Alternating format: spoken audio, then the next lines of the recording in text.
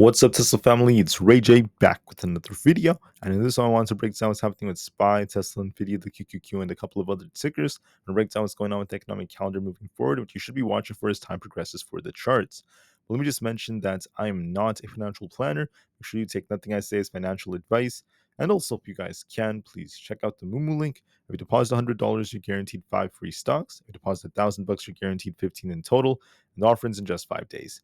Anyways, now let's talk about what's happening with the market. So, as you guys could tell, SPY is very, very choppy right now. So is many other of its counterparts like ES and the S&P 500. And the market's continuing to just chop around, at least for right now. So it's a Friday, so it's not necessarily a surprise considering that we have over 1 million options expiring, at least for the week. And I want to make it very clear that, this is no surprise, but if we do lose certain levels, there will be risks of certain moves, which I will talk about in just a minute. Just know that when it comes to data, I went over PCE in the morning. The data was mixed, more good than bad though. And then for the Michigan Consumer Sentiment Reports, sentiment is still aligned with expectations. The 5-year inflationary expectations, however, are a little bit above what we expected.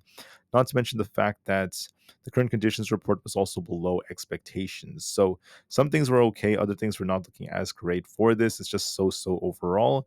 There's not really a whole lot else coming out later on until next week on Tuesday. So we have some time for freedom for the markets. But I just want to note that right now, okay, today is Friday. Fridays are typically full of manipulation, especially because of the options chain. And the market makers are hurting option holders by just chopping the market back and forth and back and forth. So I just want to say that if we were to lose supports in the 542 area and we end up holding below this for over an hour, there's going to be a risk of us coming back down to 539 to fill the gap down here. But if we start pushing and we break past 545, we have the potential for this to be a reversal structure. And this could even lead to a push back up towards 548, break that, and this thing's going to be flying into the 550s. Okay, so those are your levels to watch for. Lose 542, and we're going to favor bears a little bit more. If we break 545, we could try to push for the bulls. But overall, we're not doing either of those. We're just stuck in the middle, going back and forth and back and forth and back and forth. It's just completely stuck. So give SPY some time, and we'll see which way this ends up breaking. On days like this, you have to be very patient. And just remember, guys, there's going to be a lot of manipulation. There could be a big move towards the end of the day, but there's lots of manipulation dictating the stocks, and we'll see how things go. One thing I want to call out on SPY is that when you look at the 4 hour, technically, it is attempting to rebound a little bit. It is technically attempting to do so, but we'll see if this ends up getting a rejection, if it fails or not. We still have this gap to fill down here, so just be very careful with this in mind. On top of this, when it comes to other tickers like Nvidia, I'm going to go back to our 1 hour time frame.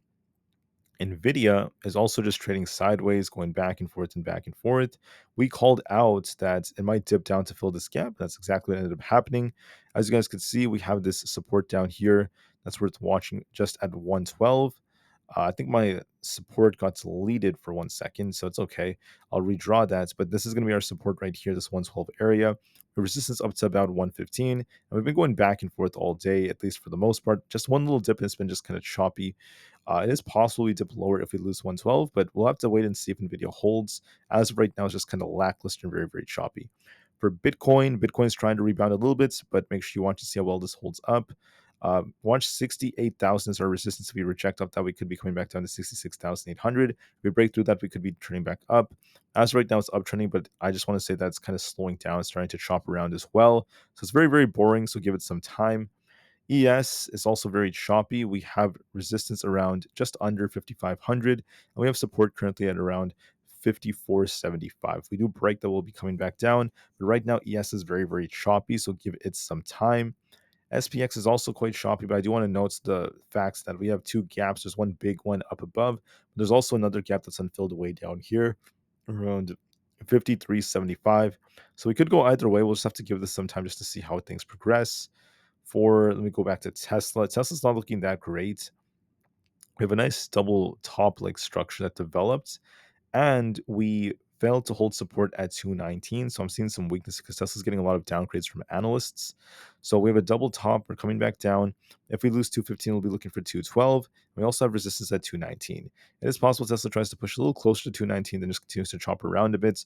But just be careful with this double top-like structure. There is weakness in the chart. So it could push, then reject, and come back down. And I just think it's going to continue to chop around, not really doing too much. For the QQQ, just like NQ, we're just completely range bound. There is a risk of downside looking at the gap that's unfilled. However, if we break past 66,000, we could turn back. That's 66,000. I'm thinking about Bitcoin. 466. If we break 466, we could turn back up for the QQQ. If we end up losing 460, we could be dipping down to fill the gap all the way down to the just under 459 or very close to that area. Otherwise, we're just very choppy in the low 460s. We have 462.5 as resistance and 461 as support. We may just chop around as time goes on. NQ is just trading sideways, has a little bit of a bearish structure. We could be looking for 19,000 as key supports. We'll see if that holds or not. For Aapl, we're trying to rebound. We're still kind of range bound. We have 218 as a key level. If that breaks, we could try to push up for about 218.8 and then 220. If we end up losing 217.6, probably looking for 216. So it's very, very choppy, not really doing a whole lot. I think we might just remain choppy on Aapl moving forward. For a few more, we also happen to have the IWM.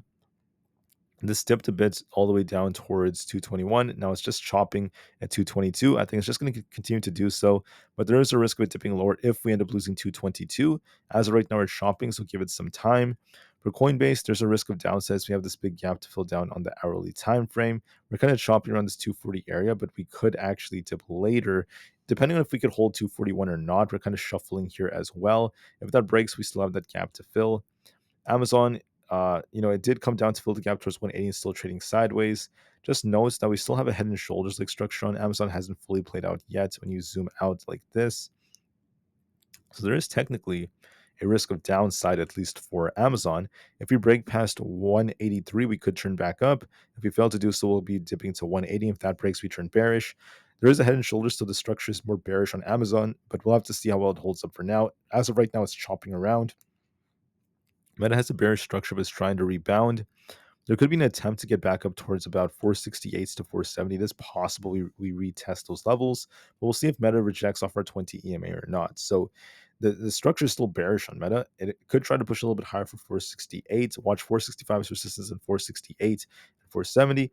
Look at 460 support. We'll see if we push a bit and reject or not. So give it some time. For Microsoft, we're trying to rebound. We'll be watching to see this resistance all the way up here around 425. Overall, not really doing much. Still kind of choppy as well. Very, very similar to SPY.